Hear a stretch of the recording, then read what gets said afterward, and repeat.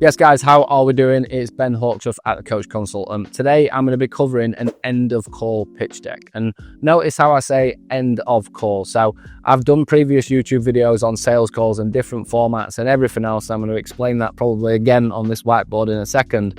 But in my opinion, I think that end of call pitch decks are really, really important. And I want to explain this early doors why.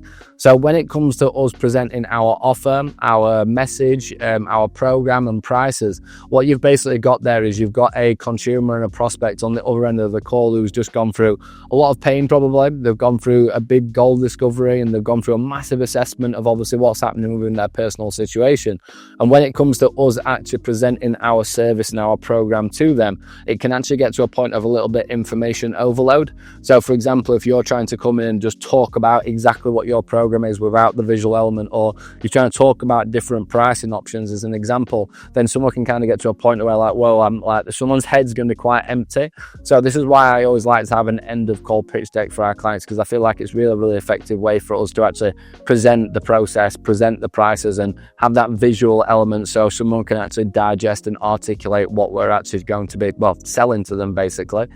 So this is why I do like to have end of call pitch decks. Do not get me wrong, I am not a death by presentation guy. I believe that pitch decks are a very, very, very small element of what a call should be done. So if you are currently having your sales calls and what you're doing is going through 25 to 30 different slides and wondering why you're not getting any sales through the door, it's probably because you're putting too much time into your slides rather than not enough time into the actual person that you're speaking to, which I'm going to explain on the board in a second, guys. So hope you enjoy this video. I hope it kind of gives you that final piece to the cherry on your sales calls. I know that I've done quite a lot of content on sales calls and everything else beforehand, guys. So let's jump into the whiteboard. Right, guys, so the first and most important element that I want to point out on this board is 90% of the call versus 10% of the call.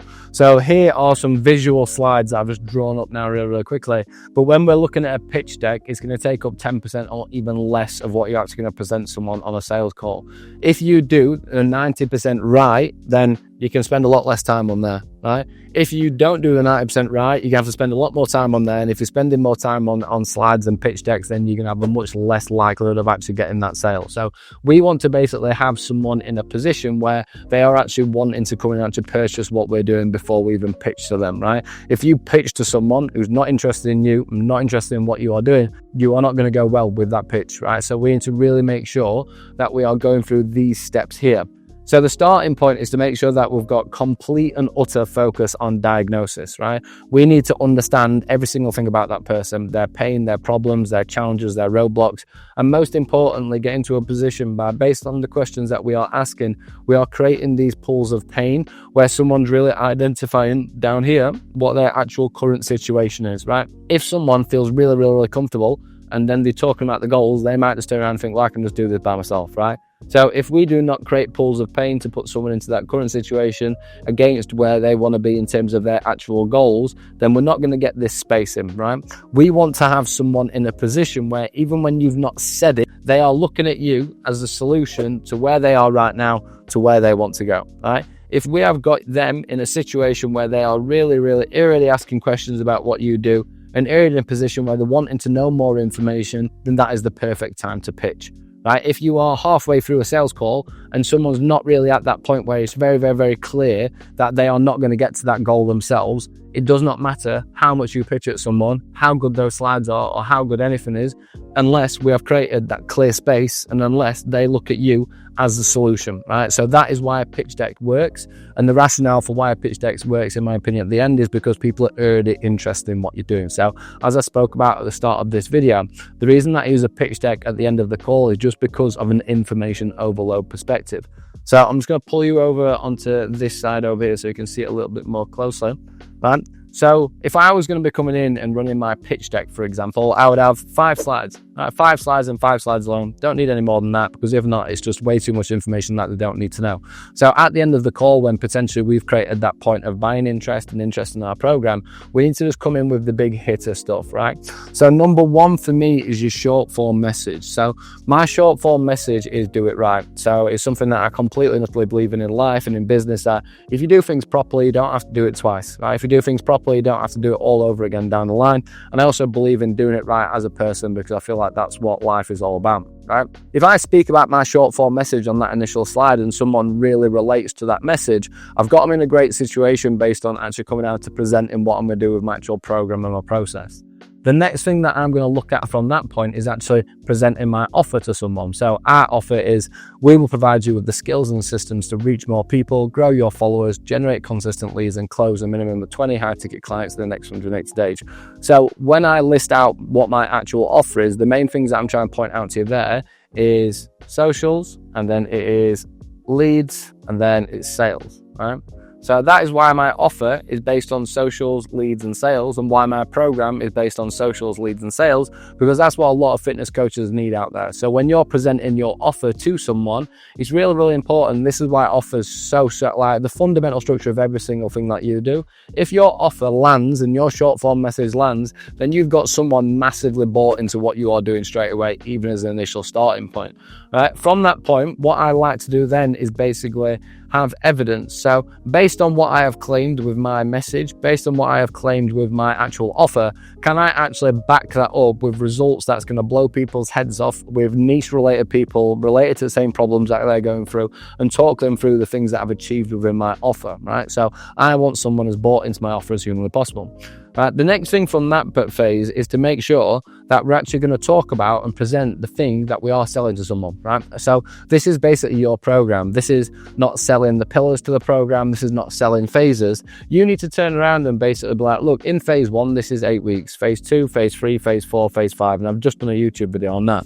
If you can present a 52-week program to someone, which has got really exciting kind of formatting, really exciting deliverables, really excited expected results, then what that's going to do is I'll get someone to a point of thinking, I'm really interested in this. I'm really interested in seeing this through this full process. And if you've got a very, very, very good program process, what is really interesting to people, there's going to be a much higher likelihood of chance of you actually getting that sale in terms of a 6-month payment in full or a 6-month payment in full, for example. Right? And then when you've got that on the final slide, all we've got to do from that point is present like, look, these are our normal prices. This is our incentive-based prices. Here are the discounts if you want to sign up for 12 months or 6 months. But if we've presented all this in the right type of format, plus the 90% there, and we have got an incredible program process that blows people's minds, again, it all comes down to chances. Someone's chance of actually signing up for a much greater commitment is going to be much higher based on how we've impressed them and how much pain we've created away from where they are now to where they want to go.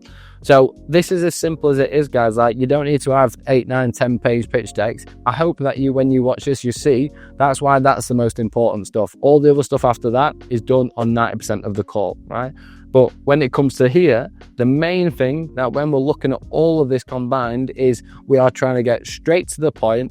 This is what you need to know, and this is what I'm about. And that's my short form message. This is what I'm offering to you. So this is my offer. Here are the results that I've achieved within this offer to give them more confidence and assurance before going to a program and pitch.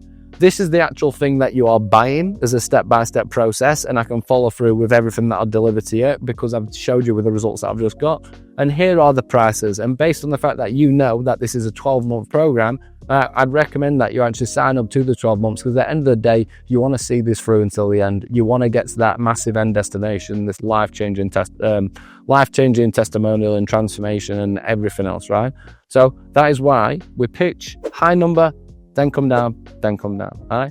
But all we're doing within this format is we're getting someone into a position to have a higher likelihood of getting a longer term commitment, which is going to be 10 times better for you and your bank account, but also 10 times better in terms of what they're going to get in terms of results as well, guys. So if you're looking at a sales call pitch deck, right, that is how I would personally run it. And I hope I've over-explained that more enough for you to understand the rationale of why I would only have 5 slides, because all of the important stuff comes within that 90%, guys. So hope you enjoyed this video. If you do want to find out more about what we do at the Coach Consultant, hit the link in my bio. It'd be good to chat to people. So if you don't follow me on Instagram, drop me a follow on Instagram. I'd love to chat through anything, right? And if you've got any requests, always drop in the request, guys. I'd love to create based on demand, and I'll see you on the next video.